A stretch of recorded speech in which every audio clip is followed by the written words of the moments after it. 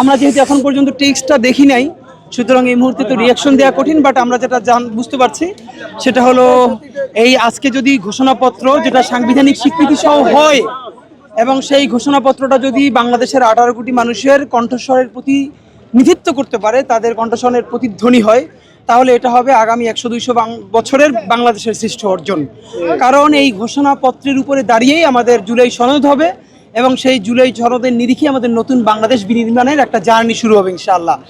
কিন্তু আমরা যেটা বলেছি, এটা কোনোভাবেই কলকাতার শান্তিনিকেতনের তৎসমবহুল এই যে জনগণের কোনো ধরনের সংযোগ ছাড়া যেই ভাষা, সেই সংযোগহীন ভাষায় করা যাবে না। এটা আম জনতার 18 কোটি বাঙালি মানুষের বাংলাদেশিদের ভাষায় করতে হবে, সহজবোধ্য করতে হবে।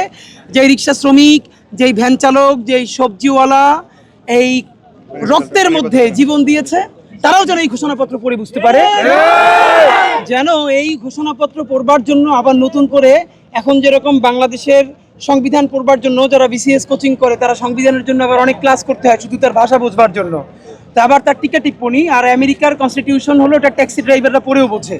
এর মানে তো এই না যে আমেরিকার চেয়ে আমরা কনস্টিটিউশনের অনেক পাওয়ারফুল রাষ্ট্র, তা তো না। তা আমরা এই জন্য বলেছি এই ঘোষণাপত্রকে যেহেতু সাংবিধানিক স্বীকৃতি দেওয়া হবে, এটা 18 কোটি বাংলাদেশের আপামর জনসাধারণের যে জনতার জবান, সেই ভাষাতেই হতে হবে। এবং এখানে কোনো ডান ঘরানা, বাম ঘরানা, মাদ্রাসা, স্কুল, কলেজ, বিশ্ববিদ্যালয় একক কোনো স্বীকৃতির দরকার নাই। এখানের প্রধান সৈনিক আমাদের প্রায় 2000 শহীদ, আমাদের অগণিত আহত এবং সকল বাংলাদেশের মানুষ একটা ইনসাফের ঘোষণাপত্র করতে হবে। সুতরাং এটা যেন কোনো ব্যক্তি, কোনো দলের প্রতিনিধিত্ব না করে সমগ্র বাংলাদেশের প্রতিনিধিত্ব করতে পারে, এটাই আমাদের প্রত্যাশা।